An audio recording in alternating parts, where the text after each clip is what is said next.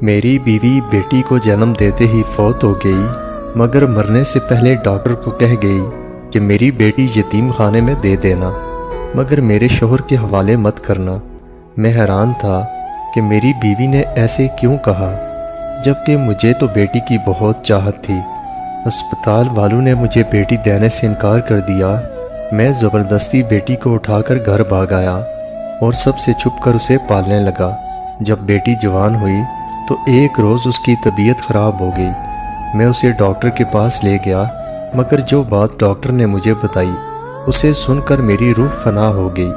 دل کرتا زمین پھٹے اور میں زمین میں دفن ہو جاؤں، کیونکہ میرا نام یاسر ہے۔ میں اپنے والدین کا سب سے بڑا بیٹا ہوں، اور میں نے سنا تھا کہ پہلا بچہ ماں باپ کا لاڈلا ہوا کرتا ہے، اور میں اس بات کو نہیں مانتا تھا، کیونکہ مجھے تو میرے ماں باپ نے بس بچے سنبھالنے کے لیے پیدا کیا تھا۔ 8 سال کی عمر میں ماں نے چھوٹے بہن بھائیوں کو میرے حوالے کر دیا۔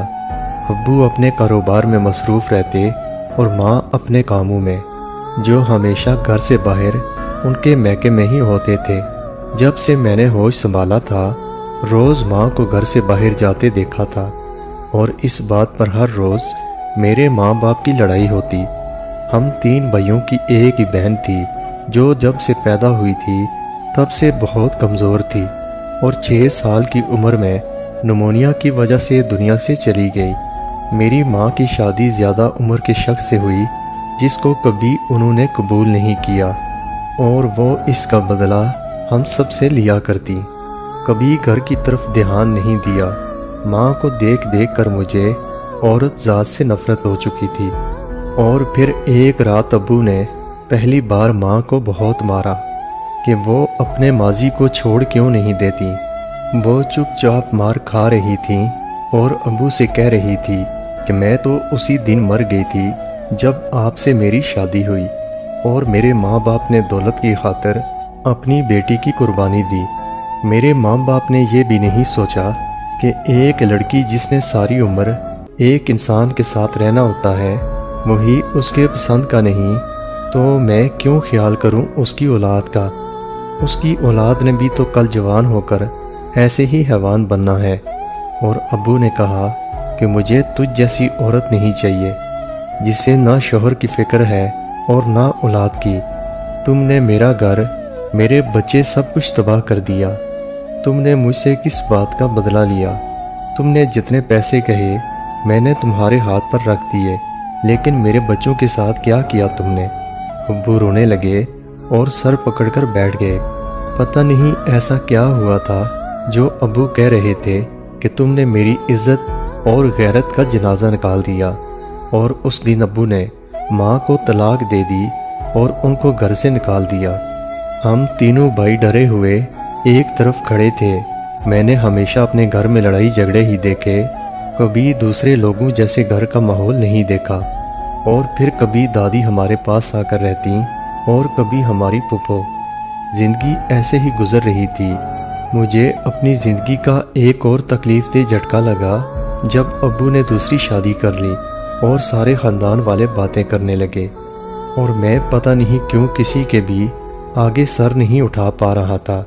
ایسے لگتا جیسے ابو کی غلطی بہت بڑی ہو اور سوتیلی ماں کو ہمارے سروں پر لا کر بٹھا دیا ہو۔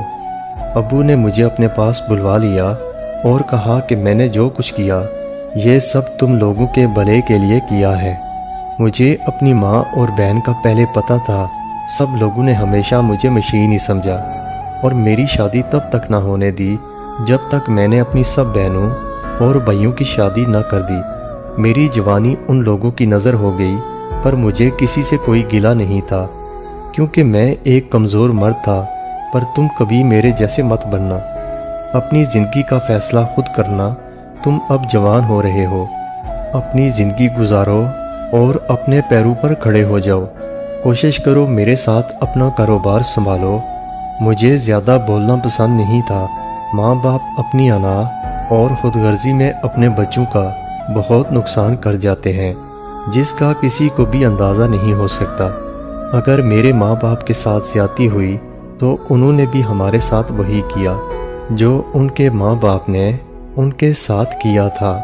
میری سگی ماں اور سوتیلی ماں میں کوئی فرق نہیں تھا، وہ بھی مارتی تھی اور یہ بھی مارتی تھی، پر فرق اتنا ہے کہ سوتیلی ماں گھر رہ کر ابو کے آگے پیچھے پھرتی اور ساتھ ہماری شکایتیں بھی لگاتی، اور اس کے بعد ابو ہمیں مارنے لگتے۔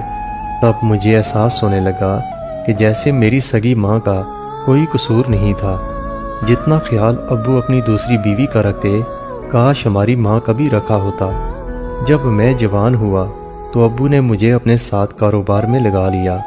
میری سوتیلی ماں کو بہت اعتراض تھا، وہ کہتی کہ اسے بیرون ملک میرے بھائی کے پاس بھیجو، مگر ابو نے اس کی بات نہیں سنی اور میں ابو کے ساتھ ان کا کاروبار سنبھالنے لگا۔ میں بہت جلد اپنے پیروں پر کھڑا ہو گیا۔ میری سگی ماں بھی پتہ نہیں کہاں جا چکی تھی۔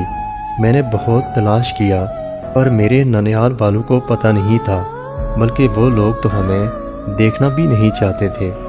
ایک روز ابو نے کہا کہ وہ میری شادی کرنا چاہتے ہیں، یہی عمر ہوتی ہے شادی کی، پر ابھی میری عمر 23 سال تھی، اور ویسے بھی جو بچپن میں نے گزارا تھا اس کی تلخی اتنی آسانی سے نہیں مٹ سکتی تھی۔ مجھے عورت ذات پہ یقین ہی نہیں تھا۔ مجھے لگتا ہے کہ سب عورتیں ایک جیسی ہوتی ہیں، پہلے میری اپنی سگی ماں، پھر دادی، پھر سوتیلی ماں، سب بھی تو ایک جیسی تھیں۔ ہم سب بہن بھائیوں کے دلوں میں اپنی ماں کے لیے مزید نفرت پیدا ہوگی، کیونکہ پھپھو نے آ کر بتایا کہ میری سگی ماں نے اپنے کسی پرانے عاشق سے شادی کر لی ہے اور وہ اس شخص کے ساتھ بہت خوش ہے۔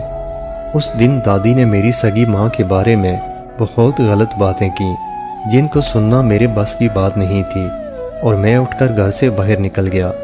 میں نے تو یہی سیکھا تھا کہ کبھی عورت کو اپنے برابر کا درجہ نہیں دینا چاہیے، ورنہ وہ سر چڑھ کر مرد کے سر پر جوتیاں مارتی ہے۔ پھر ایک دن میرے ابو نے اپنے دوست کی بیٹی سے میرا رشتہ طے کر دیا۔ میرے اپنے اندر ماضی کے تمام زخم بھرے ہوئے تھے، مجھے عورت ذات سے ڈر لگنے لگا۔ میں نے ابو کو رشتے کے لیے منع کر دیا اور ان کو بتایا کہ میں زندگی بھر شادی نہیں کروں گا۔ جب ابو نے وجہ پوچھی تو میں نے کہا، بس ماں نے ہمارے ساتھ جو کچھ کیا میں اسے بھلا نہیں پا رہا۔ ہر عورت میں مجھے ماں کا عکس دکھائی دیتا ہے، مجھے ڈر لگتا ہے۔ پر ابو نے کہا کہ جس لڑکی سے تمہاری شادی کر رہا ہوں وہ بہت سمجھدار اور سلجھی ہوئی ہے، وہ تمہاری ماں کی طرح بے وفا اور بھوکے ننگے خاندان سے نہیں۔ پھر میرے ابو نے میری شادی کر دی۔ میں بہت چپ چاپ اور اداس تھا۔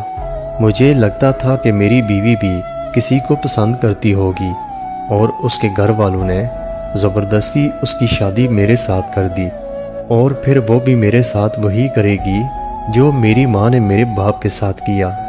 پھپھو نے بھی اپنا گھر نہیں بسایا، کب سے روٹ کر میکے آ کر بیٹھی تھیں۔ دوسری ماں اور ان کے جھگڑے بھی بڑھ گئے، ہر روز ایک نیا تماشا لگتا۔ میرے گھر کے بارے میں کوئی بھی یہ نہیں کہہ سکتا تھا کہ اتنا بڑا گھر اور گھر میں رہنے والے لوگ جانوروں کی طرح لڑتے ہیں۔ میری شادی سائمہ سے ہو گئی، وہ الگ بات تھی کہ میرے دل سے خوف